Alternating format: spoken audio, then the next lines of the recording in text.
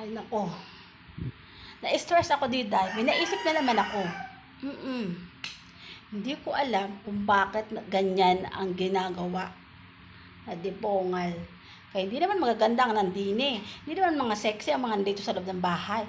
Dipongal. Hindi ko alam kung bakit nagkaroon ng ganyan. Kaya ngayon, may ipapakita ako sa inyo.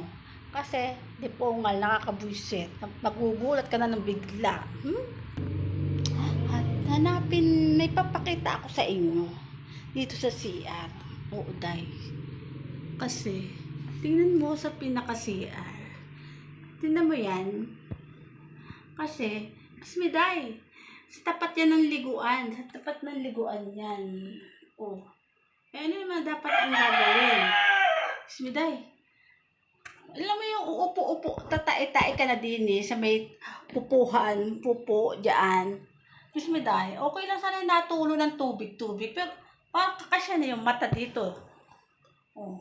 Parang kita-kita na ang mga mata dito. Kulang na lang pati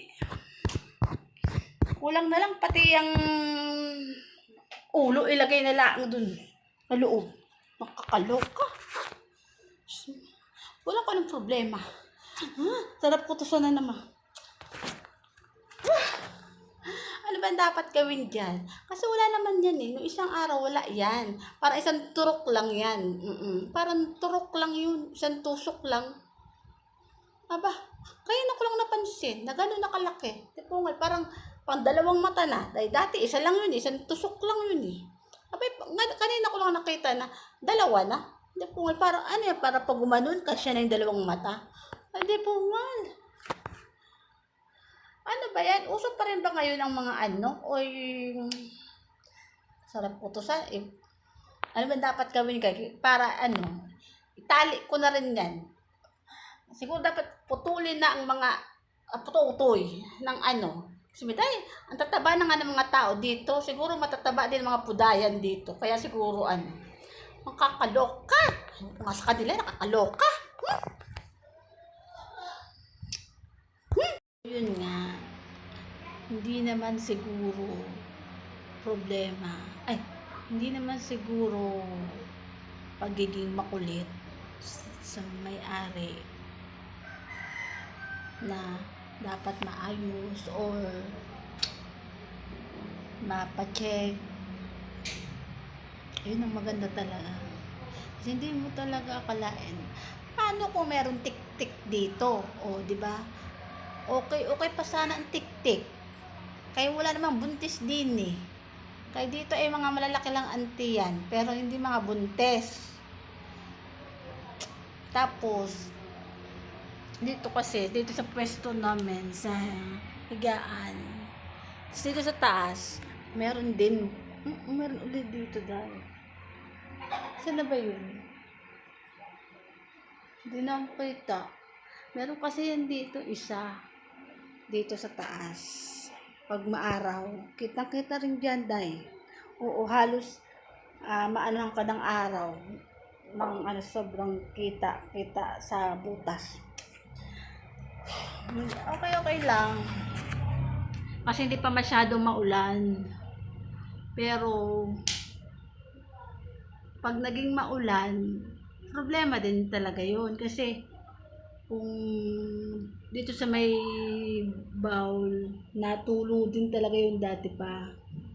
Pero chika-chika din. Pero saglit, maliit pa lang naman yun, maliit sa may CR. Pero ngayon, sa sobrang laki na ng mga butas, malamang talagang lalabas na lahat yan ng ulan. Oo, dahil yung tipong kailangan ka na magpayong sa loob ng CR.